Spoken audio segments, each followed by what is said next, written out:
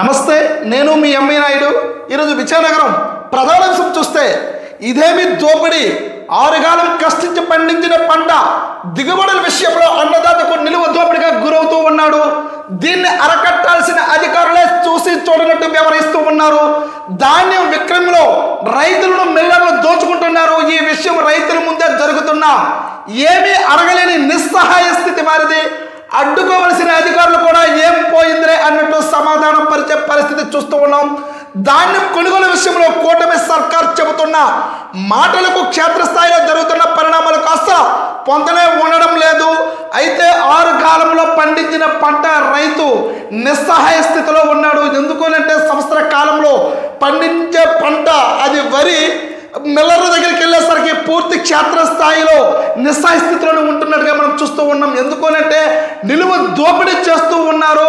అక్కడికి వెళ్ళిన తర్వాత మళ్ళీ ఆ యొక్క బస్తాలను తన గ్రామానికి తీసుకురాని పరిస్థితిలో ఉన్నాడు. అయితే రైతుల నెత్తిన కుచ్చు టోపీ అంటూ చూస్తూ ఉన్నాం. అదనంగా ధాన్యం వసూలు 40 కేజీల బస్తాకు 41 కేజీలు తీసుకుంటున్న వైరం, 80 గ్రాముల సంచికి అదనంగా 2 కేజీలు తీసుకుంటున్న మిల్లర్లు. అన్ని మిల్లుల వద్ద ఇదే పరిస్థితి. ఆర్బీకే సిబ్బంది మిల్లర్లకు సహకరిస్తున్నట్టుగా విమర్శలు వస్తూ ఉన్నాయి. ఇప్పటి వరకు 2,86,842 మెట్రిక్ టన్నులు ధాన్యం కొనుగోలు చేస్తూ ఉన్నట్టుగా మనం చూస్తూ ఉన్నాం.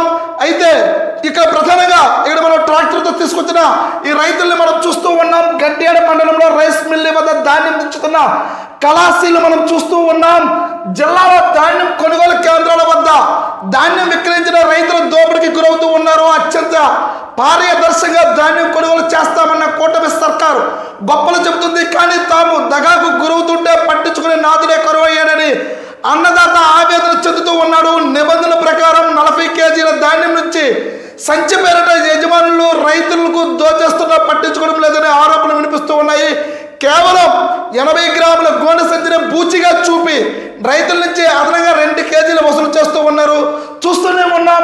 మాటలకు మాత్రము ఎక్కడ కూడా రైతులకు అన్యాయం జరగదని చెప్తున్న కథనాలు అయితే మనం చూస్తూ ఉన్నాం. అయితే ఇది అధికారులు కూడా చూసి చూడనట్టుగా మనకి ఒంటికి పట్టదు అన్నట్టుగా పూర్తిగా వదిలేస్తూ ఉన్నాడు. కానీ ఎవరికి చెప్పుకోవాలో రైతు అనే పరిస్థితిలో ఉన్నట్టుగా తెలుస్తూ ఉంది. అయితే ఇక్కడ అమీలీలు ఇక్కడ ధాన్యం బస్తా దించుతూ ఉన్నారు. ట్రాక్టర్తో తీసుకొచ్చారు. ఇక్కడికి తీసుకొచ్చిన తర్వాత రైతు మిల్లర్లు ఏం చెప్తుంది వినాల్సిన పరిస్థితి. ఎందుకనంటే ఇది మళ్ళీ వెనక్కి తీసుకువెళ్ళలేరు. ఇక్కడ 40 కేజీల ధాన్యం ఇక్కడ సంచితో తీసుకున్న తర్వాత కేవలం 80 గ్రాముల గోనె సంచిని బూచిగా చూపి ఇక్కడ 2 కేజీల వరకు ఇక్కడ వసూలు చేస్తున్న కథను మనం చూస్తూ ఉన్నాం. అయినా సరే ఎవరికి చెప్పుకోవాలో లేక దిక్కులేని పరిస్థితిలో ఉన్నట్టుగా మనకి కథనంలో తెలుస్తూ ఉంది. అయితే ఇక్కడ వ్యవసాయ శాఖ అధికారి ఏం చెప్తున్నారో చూద్దాం. అదనంగా తీసుకోకూడదు. గోనె సంచి బరువు ఎంత ఉంటే అంతే దాన్ని అదనంగా తీసుకోవాలి. ఈ మేరకు అన్ని రైతు భరోసా కేంద్రాలకు ఆదేశాలు జారీ చేశాం. మరోసారి ఆదేశాలు ఇస్తాం. రైతుల నుంచి అదనంగా ధాన్యం తీసుకుంటే చర్యలు తప్పవు అని అంటున్నారు ఇక్కడ తారక రామారావు జిల్లా వ్యవసాయ శాఖ అధికారి. అయితే ఇప్పటికే అంతా కూడా ధాన్యం అన్ని కూడా మిల్లర్లకు వెళ్ళిపోయాయి. అయినా ఎక్కడో అరాకొరా అని మాత్రమే ఉన్నాయి. అయినా సరే ఇది క్షేత్రస్థాయిలో ఇది మొట్టమొదటి చేసి ఉంటే ఈరోజు ఈ పరిస్థితి వచ్చేది కాదు. ఇప్పటికే రైస్ మిల్లర్లకు అంతా కూడా రైతుల దగ్గర నుండి పూర్తి ధాన్యం వెళ్ళిపోవడం జరిగింది.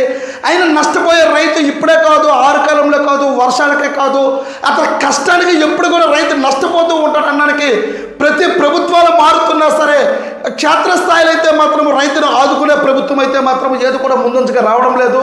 ఏది ఏమైనప్పుడు కూడాను ఇప్పటికే పూర్తిగా ఇక్కడ చాలా వరకు కూడా రైతులందరూ కూడాను ఇప్పటికే ధాన్యం అంతా కూడా వెళ్ళిపోయాయి, వాళ్ళు జమ కూడా అయ్యాయి. కానీ నష్టపోయేది మాత్రం పూర్తిగా నష్టపోయాడు.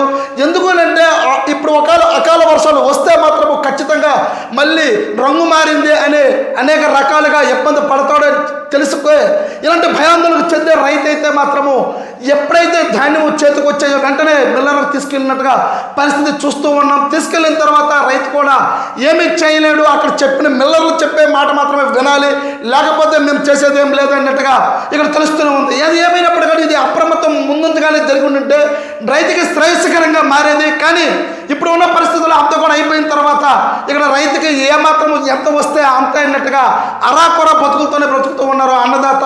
ఎప్పటికైనా సరే ఇప్పుడు మన అధికారులు అప్రమత్తమైన సరే చేసింది కూడా ఏమీ లేదు. ఎందుకనంటే పూర్తి క్షేత్రస్థాయిలో ధాన్యం అన్నీ కూడాను మిల్లర్లకు వెళ్ళిపోయి ప్రభుత్వం నుంచి కూడా జమ అయిపోయింది. కాబట్టి ఇప్పటికైనా సరే అప్రమత్తమయ్యి ఉన్న వాటినైనా సరే ఇలాంటి మిల్లర్లకి ఇక్కడ అధికారులు కూడా కొమ్ము కాయడం కూడా ఇది కరెక్ట్ కాదు అని ఇక్కడైతే మాత్రం రైతులు ఆవేదన చెందుతూ ఉన్నారు. చూస్తూ ఉండండి ఎంఈ న్యూస్. నేను మీ ఎంఈ నాయుడు.